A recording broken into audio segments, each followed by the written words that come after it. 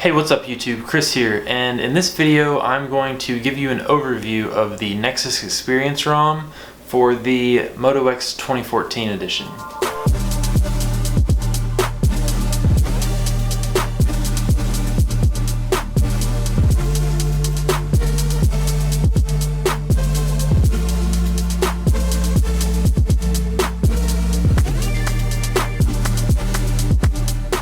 So the ROM is based on CyanogenMod, I do believe.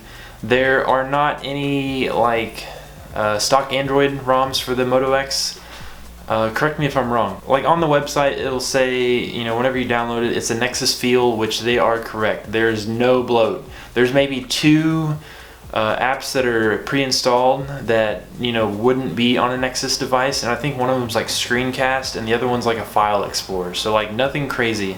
There's like 15 to 30 apps downloaded on the phone whenever you first, you know, boot it up. And you know, these apps will include like the contacts, the, you know, messaging, music, all the Google Play stuff, pretty much every Google app. So yeah, it's pretty bloat free, and that's amazing. It's nice and fluid. From what she's told me, you know, there haven't been too many bugs. I think there was a bug in a previous version. Now she's on like 10.2, and she just told me that there was a bug with Snapchat. Like it pretty much crashed her phone and she had to restart it. So that's unfortunate. You know, I'll have to keep an eye out for that. But as far as I know, you know, super stable. Battery life is pretty good.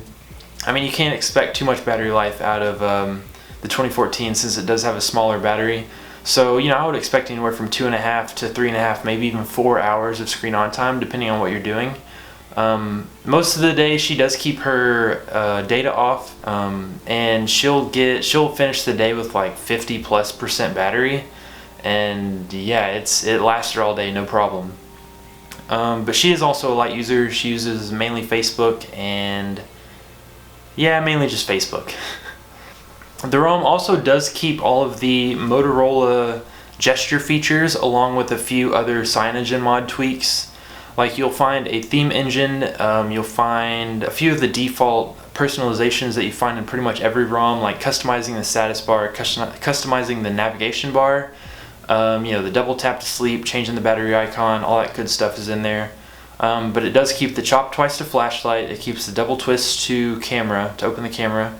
It keeps the wave for, you know, the active display, and it also keeps like the active display when you pick it up and look at it, it'll show the display. It's got all of the stock like Android 6.0 features. It is on 6.0.1 Marshmallow, and I do foresee it being updated in the future. But yeah, the performance is great, the battery life is great, the ROM is stable, it is still being updated.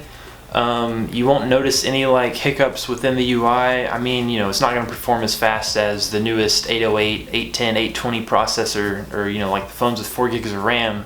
But for the everyday person out there, they're not going to notice any slowdowns. Like, you know, this phone, 2 gigs of RAM, it's nice and snappy. The animations are really nice. But yeah, this has been my quick little rundown slash, I don't know if you'd call this a review, but this will be my quick little rundown of the Nexus Experience ROM for the Moto X 2014. You know, maybe you got an old one lying around, you want to like liven it up a little bit. You can go download this and try it out and tell me what you think. So yeah, have a great day, guys.